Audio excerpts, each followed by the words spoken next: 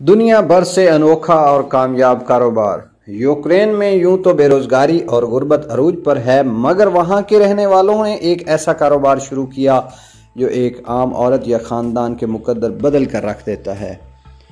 पूरी दुनिया में तो इस तरह के कारोबार को इंतहाई घटिया और मायूब समझा जाता है, मगर यूक्रेन हुकूमत ने इस कारोबार को बिल्कुल जायज़ करार दिया हुआ है।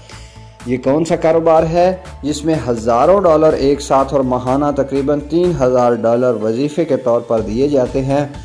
आइए इस अनोखे और दिलचस्प कारोबार के मुतालिक जानते हैं, मगर गुजारिश है कि मेरे चैनल को सब्सक्राइब कर दें और साथ घंटी के बटन को भी दबा दें ताकि इस तरह की मालूमाती वीडियोज़ आपको मिलती रहें। यूक्रेन में अच्छी आमदन वाली मुलाजमत मिलना इंतहाई मुश्किल काम है। लोगों की बड़ी तादाद बेरोज़गारी और इंतहाई मुश्किल से गुजारा कर रही है, मगर सोरोजेंसी एक ऐसा कामयाब धंधा है जिसकी आमदन को देखते हुए वहां की हुकूमत ने भी इस कारोबार को जायज़ करार दे दिया। सोरोजेंसी एक ऐसा कारोबार है जिसमें एक औरत को बे औलाद हजरात को एक बच्चा पैदा करके देना होता है, जिसके बदले में अंदाजन $70,000 और माहाना वजीफा के तौर पर तकरीबन 2500 से लेकर $3000 वसूल किए जाते हैं।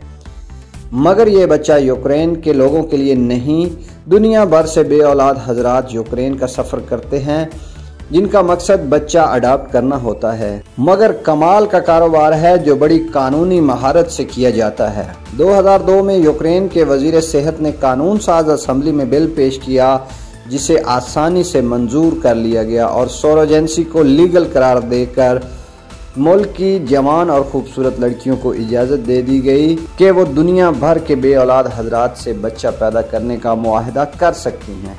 अब बात करते हैं कि मुआहदा किन बुनियादों पर किया जाता है और इस सारे मुआहदे का तरीक़ाकार क्या है, जो इंतहाई दिलचस्प है। सबसे पहले बच्चा अडॉप्ट करने वाले हजरात सरोगेट इदारे से रब्ता करते हैं।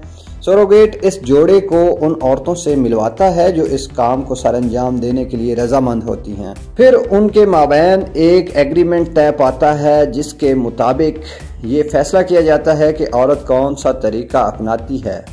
2 तरह के तरीके हैं जिनमें से कोई एक अपना लिया जाता है। नंबर 1 है नेचुरल प्रोसेस और नंबर 2 है आर्टिफिशियल प्रोसेस। नेचुरल प्रोसेस में वो औरत किसी मर्द के साथ कुछ वक्त गुजारती है और नेचुरल तरीके से प्रेग्नेंट होती है। आर्टिफिशियल में सीमन का इस्तेमाल किया जाता है। इसके बाद इस औरत का मुकम्मल तौर पर चेकअप किया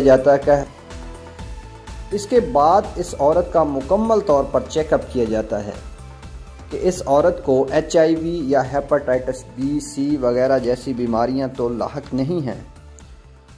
फिर मुआहदा लिखा जाता है कि बच्चा पैदा होने तक वो औरत मुकम्मल तौर पर सरकारी हस्पताल में वक्त गुजारेगी। उसके बाद ये तय पाता है कि बर्थ के बाद किसी किस्म का बायोलॉजिकल हक उस औरत को उस बच्चे पर नहीं होगा। बर्थ के बाद और पैसा वसूल करने के बाद औरत बच्चा उन लोगों के हवाले करने की पाबंद होगी। किसी भी किस्म का दावा दायर करने की भी हकदार नहीं होगी, यहाँ तक कि दोबारा इस बच्चे से मिलने का हक भी नहीं होगा। इस मुआहदे से लेकर बच्चा पैदा होने तक तकरीबन 15 माह का वक्त लगता है, जिसमें वो औरत सरकारी तहवील में ही रहेगी।